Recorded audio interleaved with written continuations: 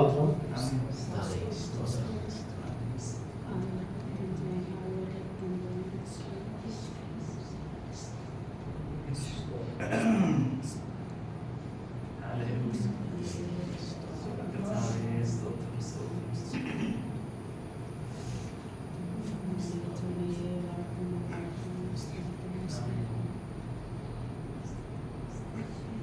ഇത് കടന്നൊന്ന് ദൈവത്താരാധിക്കാൻ പറ്റുമോ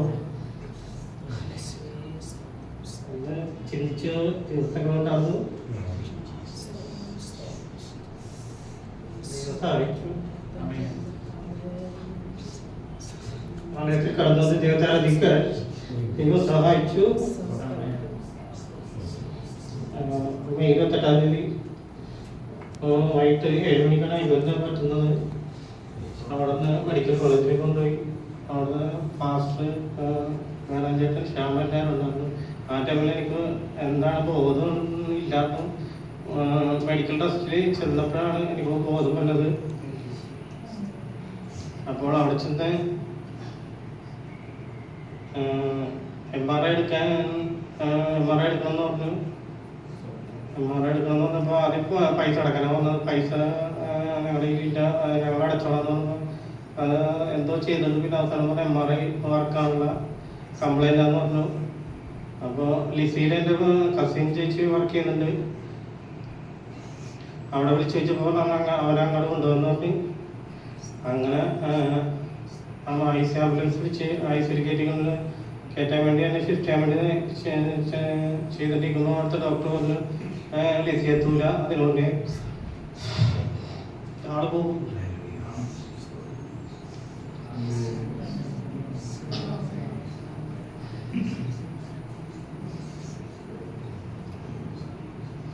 ദിവസം അയച്ച് ലിസി എത്തി. ദൈവത്തിൻ്റെ പ്രകാരം ഡോക്ടർ ചെക്ക് ചെയ്യാനോ അവിടെ തന്നെ എല്ലാ ടെസ്റ്റും ചെയ്യിപ്പിച്ചു. അതിൻ്റെ ICയിലേക്ക് എടുത്തി ഞാൻ നീരൊക്കെ വെച്ച് തുടങ്ങി. അപ്പോൾ ഡോക്ടർ പറഞ്ഞ് നമുക്ക് ഒരു ദിവസം നോക്കാം, എന്നിട്ട് പറയാമെന്ന് പറഞ്ഞു. ഇഞ്ചക്ഷൻ എടുത്തെടുത്ത് നീര് കുറഞ്ഞു. അപ്പം അപ്പച്ചനാക്കി വിളിച്ചിട്ട് ഡോക്ടർ പറഞ്ഞു വെള്ളിയാഴ്ച ഓപ്പറേഷൻ ചെയ്യണം, പിന്നെ നീട്ടിക്കൊണ്ടാൻ പറ്റൂല. അപ്പം എനിക്ക് പനിയുണ്ടായിരുന്നു. അപ്പം പനിയുടെ റിസ്ക് ഞാൻ ഏറ്റെടുത്തോളാം, കൈയോടെ ചെയ്യണോ അല്ലെങ്കിൽ അത് പിന്നെ എഴുന്നേക്കുന്നത് പറഞ്ഞു. അങ്ങനെ വെള്ളിയാഴ്ച തന്നെ ഓപ്പറേഷൻ ചെയ്തു. ഓപ്പറേഷൻ കൊണ്ടുപോകുമ്പോൾ എന്നോട് ഡോക്ടർ പറഞ്ഞത് ഓപ്പറേഷൻ ചെയ്യാൻ പോകണമെന്ന്. ഇനി ഓപ്പറേഷൻ കഴിഞ്ഞിട്ട് ഞാൻ സംസാരിക്കുള്ളൂ, അപ്പം എന്താണ് ഫീഡ്ബാക്ക് എന്ന് പറഞ്ഞാൽ മതി എന്നും പറഞ്ഞിട്ട് ഓപ്പറേഷൻ ചെന്ന് പിന്നെ എന്നെ തട്ടി വിളിക്കണതാണ് എനിക്ക് തോന്നുന്നത്. അങ്ങനെ തട്ടി വിളിച്ച പിന്നെ എഴുന്നേറ്റിട്ട് ആ ഓപ്പറേഷൻ കഴിഞ്ഞപ്പോൾ എങ്ങനെയുണ്ട്, ഞാൻ പറഞ്ഞു ഇത്ര പെട്ടെന്ന് കഴിച്ചാന്ന്, ഇത്ര മണിക്കൂർ കഴിഞ്ഞത് ഫീൽ എനിക്ക് തോന്നിയില്ല, ഇത്ര പെട്ടെന്ന് കഴിച്ചാന്ന് ഞാൻ ചോദിച്ചു. അപ്പോൾ ഡോക്ടർ എന്നോട് നോക്കി ചിരിച്ച്. അങ്ങനെ പുറത്തേക്ക് കൊണ്ടുവന്ന് എൻ്റെ കസിനും എല്ലാവരെയും കാണിച്ച്. അപ്പോഴാണ് എനിക്ക് ബോധം ഓർമ്മ അങ്ങനെ ഇല്ല, എന്നാലും ഒരു പിന്നെ ICയിൽ കൊണ്ട് കിടത്തി 2 ദിവസം കഴിഞ്ഞിട്ടാണ് മര്യാദക്കുള്ളൊരു ബോധം പറഞ്ഞത്. പിന്നെ ആദ്യത്തെ 2 ആഴ്ച കാലം ഭയങ്കര ബുദ്ധിമുട്ടായിരുന്നു. ഒന്നല്ലെങ്കിൽ കിടക്കണമെങ്കിൽ 2-3 പേര് വേണം. തിരിച്ചു കിടത്തിയപ്പോൾ തലയോളം സൈഡിൽ വെച്ചാൽ ഞാൻ അവിടെ കിടക്കുള്ളൂ.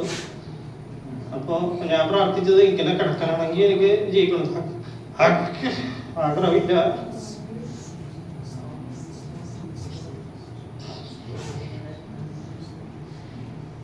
രണ്ടാഴ്ച ഉണ്ട്.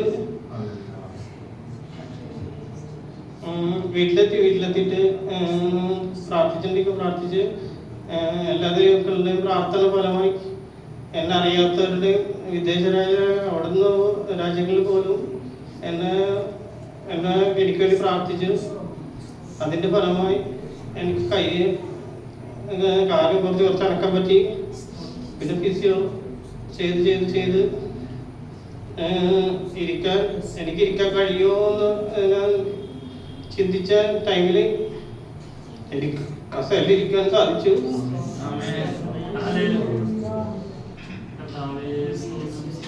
പിന്നെ ഘട്ടമായി പിടിച്ചിട്ടാണെങ്കിലും എനിക്ക് നേരെ നിൽക്കാൻ പിടിച്ചിട്ട് നടക്കാൻ സാധിച്ചു. ദൈവത്തിൽ ഫലമായി എനിക്ക് നടക്കണമെന്ന് ചിന്തപ്പാടുണ്ടാവും. എനിക്ക് രാത്രിയൊക്കെ ഉറക്കമൊന്നും ഉണ്ടാവില്ല. 1.5 മാസം 2 മാസം കഴിഞ്ഞിട്ടാണ് എനിക്ക് ഉറക്കം കിട്ടുന്നത്. ഞാൻ രാത്രി ഞാൻ തന്നെ എക്സസൈസ് ചെയ്യും. വെറുതെ കട്ടിൽ കിടന്ന് ഞാൻ തന്നെ എക്സസൈസ് ചെയ്യും. കൈയും കാലിട്ട് പരമാവധി എനിക്ക് എത്ര വേദനിക്കാൻ പറ്റും അത്ര ഞാൻ എന്നെ വേദനിപ്പിക്കും.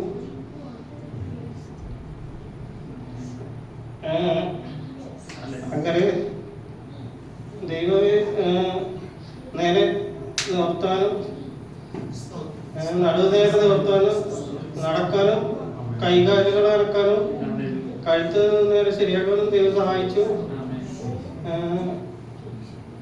വാടിപ്പോയ വൃക്ഷം ഒറ്റ രാത്രി കൊണ്ട് കായ്ക്കാനും ഫലം കായ്ക്കാനും ദൈവത്തിന് കഴിയും. അതുപോലെ കായ്ഫലമുള്ള വൃക്ഷം ഒറ്റ രാത്രി കൊണ്ട് ദൈവത്തിന് കരിയിച്ചു കളയാനും വാടിപ്പോകാനും ദൈവത്തിന് കഴിയും. ഈ രണ്ടാമത്തെ കാര്യമാണ് ഞാൻ എൻ്റെ ജീവിതത്തിൽ മറന്നുപോയത്. ഇനി യോഹന്നാൻ 5:24 വായിക്കും.